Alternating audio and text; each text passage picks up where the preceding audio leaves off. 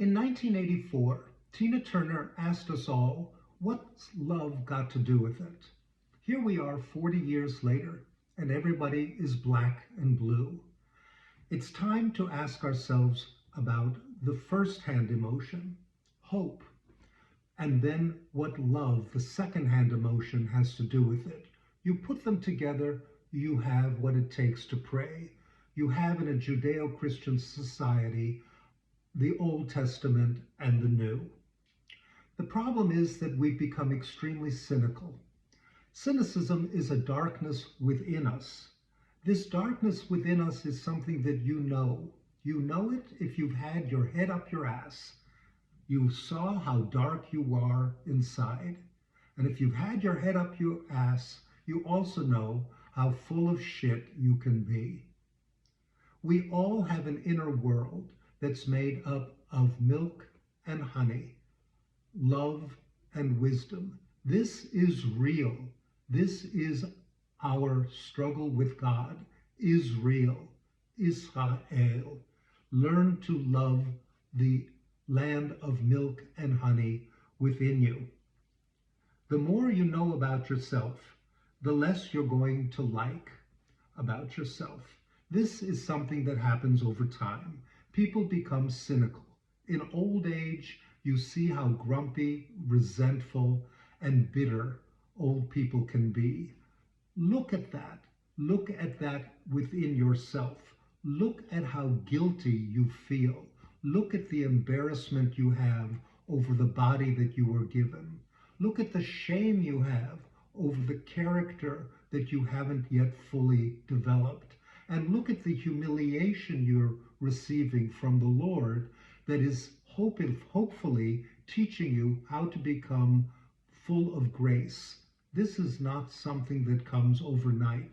You have to work for it. You know what it's like to reach a fork in the road. You know what it's like to be with another person and to slowly feel that you're separating and that you're getting further and further from each other. You need to find a way to come across, to reach that other person. And that's not easy. Sometimes it's not even possible. But if you look within you, you will see that there was a fork in your own road and you diverged from yourself and you have become distant from yourself in many ways. This crossroad is very important to developing self-love. This is what love has got to do with it. Love yourself, not because God loves you. God loves all his creations. He created everybody. Look at that navel you have in your belly, that scar that proves that you were born of woman, that you are a member of the human race. God loves you because you are human. But don't love yourself because he loves you. Like yourself. God doesn't like everybody. Learn to like yourself. Learn to behave well. Learn to treat other people with respect, and you will like yourself more. When you go back to the 10 Commandments, you see that they were given on 2 tablets. God could have given them on 1 tablet. He didn't. He gave them to us on 2 tablets so that you would develop a relationship with God and you would develop a relationship with man. The 5th of these first commandments to God is to honor your father and mother. Why? Why wouldn't that be on the 2nd commandment where we learn to treat other people respectfully? After all, our parents are people too. The fact is that your parents were a gift from God. Whether you wanted them or liked them or loved them or even know them or not, you have to learn to honor your parents. And the way to do that is by learning to honor yourself so that you have that honor to give to your parents and out to the world. You're not prepared for the 2nd commandment, the 2nd tablet, unless you've learned to honor your father and mother. How do you do that?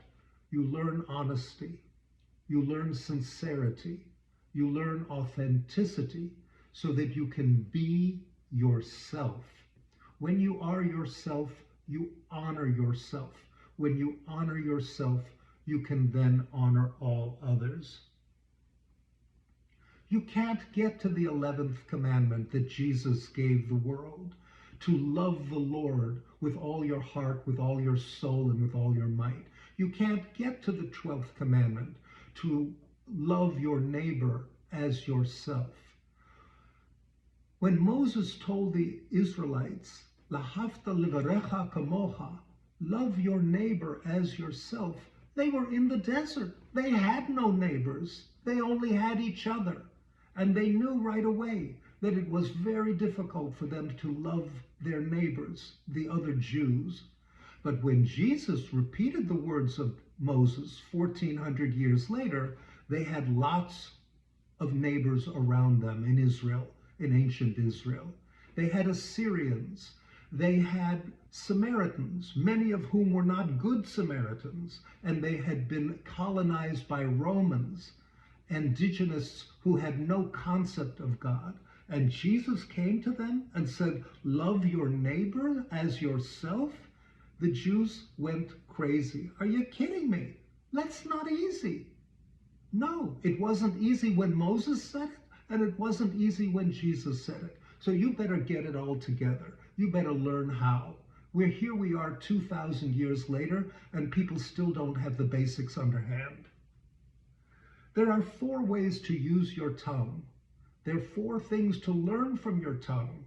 Your tongue knows salty. Your tongue knows bitter. Your tongue knows sour, and your tongue knows sweet. Salty is wise. Bitter is disappointed. Sour is angry. And sweet corresponds to loving. But people are sickeningly sweet. They are overly sentimental, and they don't know how to express their love, how to bring it in, and how to let it out. Tina Turner didn't ask black people what love's got to do with it. Tina Turner asked all of us what love has got to do with it.